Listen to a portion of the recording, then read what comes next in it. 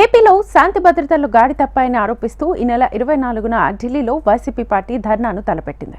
ప్రభుత్వం వ్యవహరిస్తోన్న తీరును నిరసిస్తూ ఢిల్లీలో తమ గళాన్ని వినిపిస్తామని వైసీపీ ఎమ్మెల్సీ పోతుల సునీత అన్నారు. ఏపీలో జరుగుతున్న అన్యాయాన్ని ప్రశ్నిస్తే సమాధానం చెప్పడానికి ప్రభుత్వం ఎందుకు భయపడుతోందని ప్రశ్నిస్తున్న పోతుల సునీతతో మా ప్రతినిధి కాంతి ఫేస్ టు ఫేస్. ఎమ్మెల్సీలు అసెంబ్లీని బాయ్కాట్ చేసి బయటకు వచ్చారు. గవర్నర్ ప్రసంగం జరుగుతున్న సమయంలో ఏదైతే సేవ్ డెమోక్రసీ అంటూ నినాదాలు చేసినప్పటికీ పోకపోవడంతో బయటకు వచ్చారు ఎమ్మెల్సీలు. ప్రస్తుతం మనతోటి ఎమ్మెల్సీ పోతుల సునీత ఉన్నారు. మేడం చెప్పండి, ఎందుకు మీరు ప్రొటెస్ట్ తెలియజేయాలనుకుంటున్నారు? ప్రభుత్వం వచ్చి 45 days అయింది. మరి ప్రజాస్వామ్యంలో గెలిపోవటములు సహజము. అధికారం అన్నది ఎవరికి శాశ్వతం కాదు. ఒకసారి వీళ్ళు ఉండొచ్చు, ఒకసారి ఇంకొకరు ఉండొచ్చు. కానీ ప్రజలకు ఏదైతే మేనిఫెస్టోలో మీరు ఎన్నో అలివిగాని హామీలు ఇచ్చారు అవన్నీ నెరవేర్చే దిశగా ప్రభుత్వము, కూటమి ప్రభుత్వము పనిచేయాలి. కానీ మరి ఏదో అధికారంలోకి వచ్చామని చెప్పి ఈరోజు వ్యక్తిగతంగా కక్ష సాధింపు ధోరణిలో ఆ హత్యలు, హింస ప్రేరేపిస్తూ ఈరోజు ముందుకెళ్తుంది ప్రభుత్వం. ఇది మంచి విధానం కాదు. మంచి విధానంలో ప్రభుత్వం పోవాలి. కానీ ప్రజాస్వామ్యానికి వ్యతిరేకమైన విధానాలతో పోతే అది మంచి పద్ధతి కాదు. మరి వ్యతిరేకతను కూడా కూడగట్టుకుంటారు వాళ్ళు, సాధించేదేముండదు. కాబట్టి ప్రజాస్వామ్యంలో ప్రజల్ని గుర్తుపెట్టుకోవాలి. ఒక ప్రతిపక్ష పార్టీకి ఇవ్వాల్సిన గౌరవం కూడా కూటమి ప్రభుత్వం ఇవ్వాల్సిన అవసరం ఉందని కూడా నేను భావిస్తున్నాను. మరి అలా కాకుండా రాష్ట్రంలో శాంతి భద్రతలు కూడా క్షీణించాయి. మరి వీటన్నిటిపైన కూడా మా వంతు బాధ్యతగా ఒక ప్రతిపక్ష పార్టీగా ఈరోజు గవర్నర్ దృష్టికి తీసుకోవాల్సిన బాధ్యత జగన్మోహన్ రెడ్డి గారికి ఉంది, గౌరవ. మరి అలాగే రేపు ఢిల్లీలో కూడా 24వ తారీఖు కూడా దీనిపైన రాష్ట్రంలో శాంతి భద్రతలు క్షీణించాయి. వ్యక్తిగతంగా హింసకు తావు ఉంది ఇక్కడ. కాబట్టి ఇవన్నీ కూడా రాబోయే రోజుల్లో జరగకుండా దీనికంటూ ఒక పులి స్టాప్ పెట్టాలి అనే ఒక ఉద్దేశంతోనే ఈరోజు ఈ కార్యక్రమం తీసుకోవడం జరిగింది.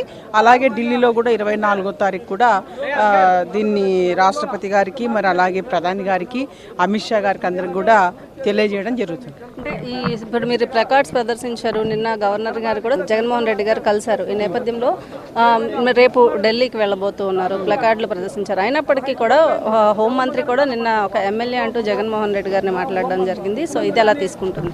ఎవరైనా ఫస్ట్ ఎమ్మెల్యే అయిన తర్వాతనే సీఎం అవుతారు, మంత్రి అవుతారు.